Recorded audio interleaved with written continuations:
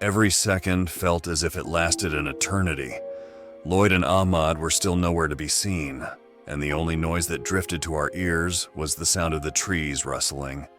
Though normally I'd be scared shitless by that, it provided me with a small sliver of solace because it likely meant that my coworkers were still alive. "Come on, boys, you can do it," Greg murmured, staring tensely at the tree line. I was starting to doubt whether my intuition was correct. Were those two going to make it? But then, we saw a silhouette. Someone or something was bolting toward us. I released a breath I hadn't known I'd been holding. It was Ahmad.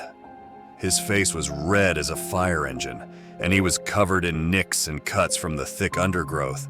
But he was alive, and to my immense relief, I noted that Lloyd wasn't far behind. Then my stomach twisted itself into knots, because neither was Oculus. The ground shook as the trio continued their mad dash. They were closing the distance, Lloyd and Ahmad to safety, and Oculus to them. "Come on, boys, faster. Run like your lives depend on it," Greg shouted amidst all the commotion. "Seriously, Greg, was that supposed to be a joke? Their lives do depend on it, not the time, man." I set aside my irritation with Greg and directed my focus back to the scene unfolding before me. Whoosh!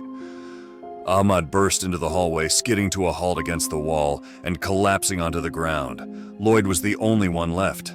I could see the desperation in his eyes. He was inches away. One more final push, and maybe, just maybe he'd, My eyes grew wide as saucers, and my jaw fell to the floor in complete shock.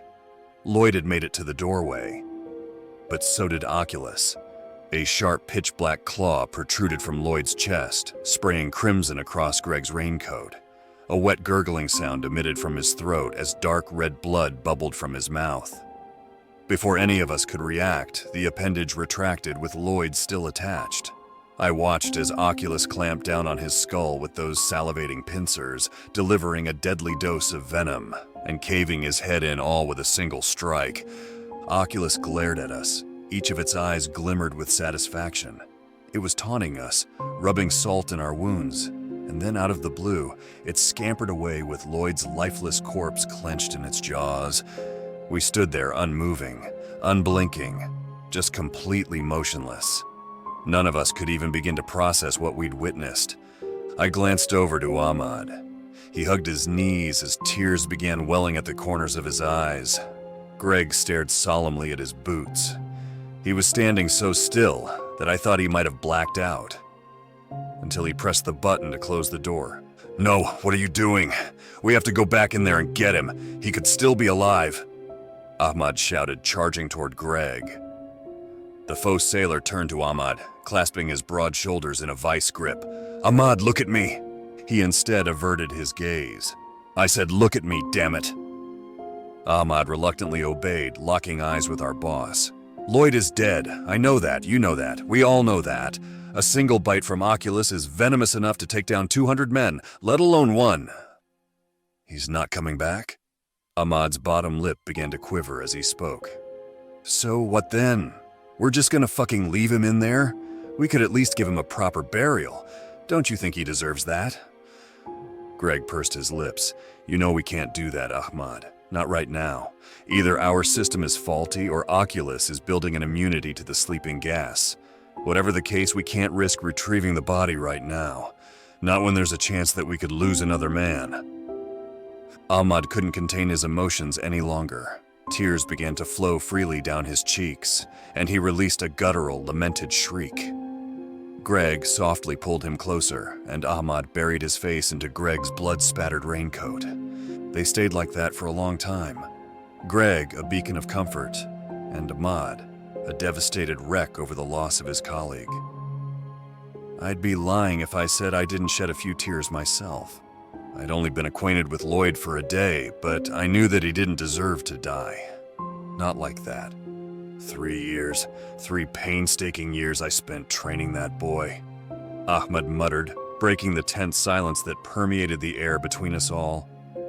I worked every damn day to teach him how to handle these things, how to survive, and this was the result.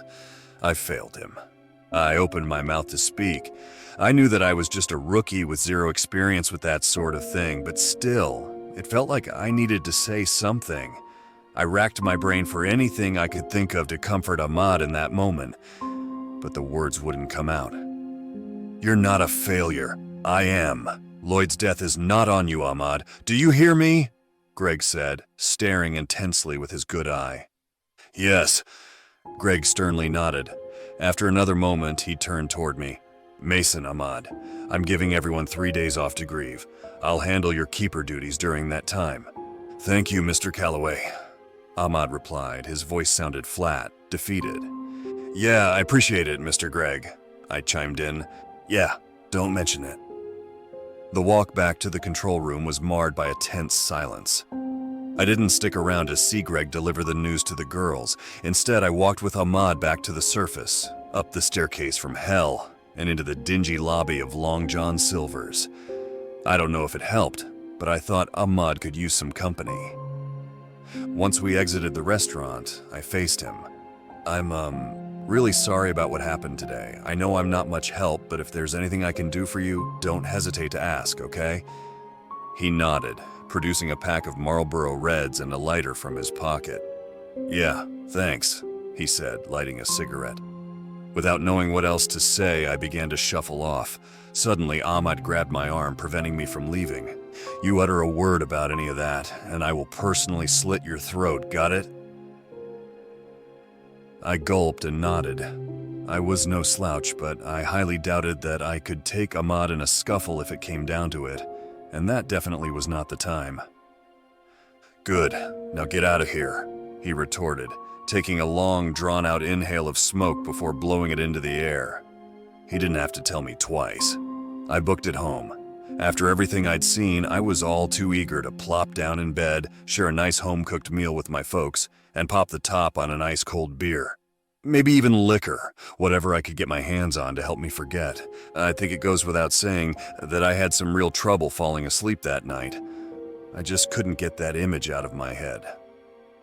Lloyd's body, skewered on the end of Oculus's leg, those giant fangs encompassing his skull and crushing it like a grape, the blood gushing from his mouth like a geyser. I'd seen some fucked up shit in prison, sure, but nothing even close to that. Of course, that got me thinking. I was stupid for not realizing it sooner. The insanely good salary. Most of it was hazard pay. I had unknowingly signed up for one of the most dangerous jobs in the world, and I needed to find a way out. Come on, Mason, think. How can you quit this place without being hunted down by the government? A light bulb flickered in my head. I could get the place shut down. Maybe if I left an anonymous tip over something that they couldn't trace me back to, like a payphone, then the whole operation would be shut down, and I'd come out of the whole ordeal unscathed. I knew it was a harebrained scheme, but I couldn't just sit there and do nothing. My life was at stake. It took some digging, but after visiting a couple different sites and online forums, I was able to locate the closest payphone. As luck would have it, it was only a 10-minute walk from my parents' house. How convenient. As I pulled on my coat and made up some half-assed excuse about needing something from the store to appease my mother, a thought crossed my mind. One I should have taken more seriously. Is this a bad idea? Yeah, no shit, it was a bad idea. But you know what they say, hindsight is always 20/20ths. I didn't even remember the walk to the payphone. I was so lost in thought that it felt as if I'd been teleported to it. My heart thundered in my chest as I inserted my change and reached for the phone. It felt like I was doing something wrong, like I was a rotten kid about to make a prank call. But in my mind, I had to do it. I hesitantly dialed the numbers 911. Hello, police. What is your name and the nature of your emergency? Hi, I'd like to place an anonymous tip. Sir, I need a name and a phone number from you. Fine, my name is, Jason, and I'm calling from a payphone. And what is your emergency, Jason? The lady on the other end of the line already sounded perturbed. Great. I was confident that she was going to take me seriously. So I'd like to report a fraudulent establishment. Long John Silver's. It's not really a restaurant, it's a drug front. I silently pumped my fist and patted myself on the back for thinking on the fly. If I had told her that there was an underground cryptid research facility down there, she'd write me off instantly. But a drug front, now that was believable. Sir, please do not call this number again unless you have an actual emergency. Prank calls are violations of the law, and you will be charged with placing a false police report on your next offense. Is that clear? Wait, this isn't a joke. The line went dead. She'd really dismissed everything I'd told her without a second thought. I grumbled under my breath as I slunk away. I was going to need a new plan, and fast. The last thing I wanted was to end up like Lloyd. I was deep in thought, brainstorming my next move, when a jet-black SUV screeched to a halt on the street beside me. Two burly men wearing ski masks leapt from the vehicle and raced over to me. My heart dropped into my toes. You've really done it now, Mason. You are fucked with a capital F. Hey fellas, no need to take any drastic measures, I said, awkwardly raising my hands in the air to show that I wasn't a threat. We can talk this out, okay? Wham! One of the masked men sucker punched me in the face. A rag was violently shoved over my mouth and nose. I couldn't breathe. The vile stench of whatever noxious chemicals soaked into the fabric was all I could manage to suck in. Before I even had time to process what had just hit me, it was lights out. I lazily opened my eyes. For a moment, I'd completely forgotten about the events that led up to my untimely nap. What the fuck? I shouted, a pang of fear coursing through my body like a lightning bolt. Greg's face was mere inches from mine. Oh good, you're alive. Thought we might have killed you for a minute there, he admitted, backing away from me. Upon surveying my surroundings, I noticed that we were in a large room with concrete walls and what appeared to be empty enclosures to either side of me. I glanced down and realized that my arms and legs had been bound to a chair with rope. I also noted that we weren't alone. The men whom I assumed had kidnapped me stood behind Greg, their arms folded across their chests. I'm sure you know why you're here, Greg said, frowning and staring expectantly at me with his only good eye. My memory's kind of fuzzy. Can you give me a quick refresher? He sighed.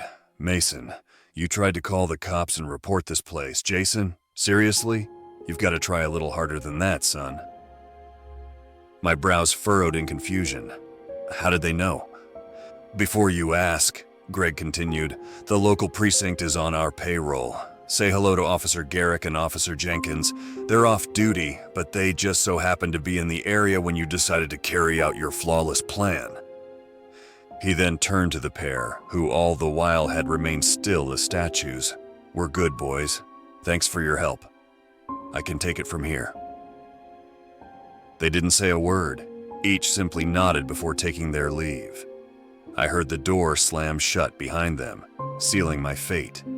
It was just me and Greg. Look, kid, I'll cut you a little bit of slack this time, and this time only. I think what you did was a knee-jerk reaction to Lloyd's passing, and that is the sole reason I'm going so easy on you. Just so we're clear, once you accepted that job offer, you signed your life away. The government owns you now. It owns all of us. We're puppets in their game, and you and I both know how quickly they'll toss us to the wayside the moment we step out of line. You're lucky that the big wigs haven't caught wind of this. No more major fuck-ups. Got it? Greg spat. A dizzying concoction of emotions swirled within me once he said that. On one hand, I was immensely relieved. Greg was taking it easy on me, and my idiotic antics hadn't cost me my life. On the other hand, I felt deep despair. My suspicions had been correct. I couldn't leave Long John Silver's until I was no longer useful to them, or until I ended up in a body bag. Yeah, I swear on my life that it won't happen again. Thanks for letting me off the hook, I really appreciate it. I muttered, sheepishly meeting Greg's fiery gaze. Oh no, Mason, I didn't say I was letting you off the hook. You need to learn. If I don't administer some kind of punishment, then what would deter you from trying again? I can't have that. I hope you can understand, he said, trudging to the back of my chair and dragging me towards the exhibit to my right. My face drained of color and blood began to pound in my ears. A sudden realization smacked me like a ton of bricks. There was a reason I hadn't recognized the room we were in. This was the basement. I didn't know what kind of creatures they housed in that area, but I had a feeling that they were somehow much worse than anything I'd been exposed to thus far. "Please, Mr. Gregg, you don't have to do this. I've learned my lesson, I promise," I begged, as he placed me squarely in front of the glass. "I didn't want it to come to this, Mason. I really didn't. But you have to understand that there are real consequences for going behind my back."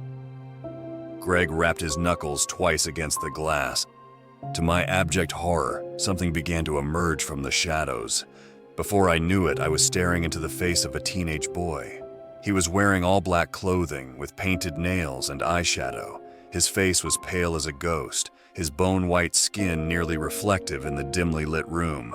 He wore a depraved grin on his face like he was about to have his first meal in ages, and I was next on the menu. "Mason, I want you to meet Eshma, the demon of wrath. He's currently confined to this boy's body, but nevertheless he still wields an immeasurable amount of power. Eshma, do not kill him or cause him to lose his sanity. We just lost a keeper, so we need everyone we can get right now. Well, I think that about covers it. You two have fun." Gregg smirked, his rubber boots squeaking loudly as he walked away. "Nice to meet you, Mason. I have a feeling that we're going to get along just fine," Eshma bellowed, his manic grin somehow stretching even wider. And then it started. My vision grew blurry and the world around me began to spin violently. I squeezed my eyes shut, praying that the vertigo would relent. Hot bile snaked up my throat and I couldn't stop myself from spewing chunks. The distinct taste of half-digested clam chowder assaulted my tongue. Disgusting. Once I opened my eyes, I didn't find myself covered in puke with my new friend staring into my psyche. No, where I'd ended up, I wished I was back in that dingy room. Because over the next couple of hours, I would experience the worst pain I'd ever felt in my entire life. There was nothing but fire and scorched earth for as far as the eye could see, an endless void of destruction. That thing. It tormented me for what felt like days. Just about every torture method you can think of it implemented, but with a much more violent twist. I was waterboarded with molten lava. My eyeballs were plucked out and my eyelids were painstakingly sewn shut. My skin was peeled off like a potato. I screamed and screamed, but there was nothing I could do. All the while, that monstrosity loomed over me, laughing. Like my agony was the funniest thing it had ever witnessed, and it showed no signs of letting up. I don't know how long I was forced to endure that. It felt like days, but in reality, it couldn't have lasted longer than a few hours. I'm sure you can imagine my elation when I awoke to find that I was physically unscathed. Mentally, that was another story. It took months before I was okay again. Gregg's scare tactic did the trick. Since then, I've followed my orders to a T. It's been a little over a year since this occurred. I'm finally finding the courage to make this post after all that time. Why though? Why now? Well, I'm living on borrowed time. I've been diagnosed with stage 4 pancreatic cancer. The doctors say it's aggressive and that I don't have much time left. I'm taking precautions, of course, but if the government does happen to discover this post, I don't care. I'm going to die soon anyway, but before I do, I need to get this out there. This story is a warning. If you're ever offered a job at Long John Silver's that seems way too good to be true, please, please turn it down. No amount of money is worth forfeiting your life.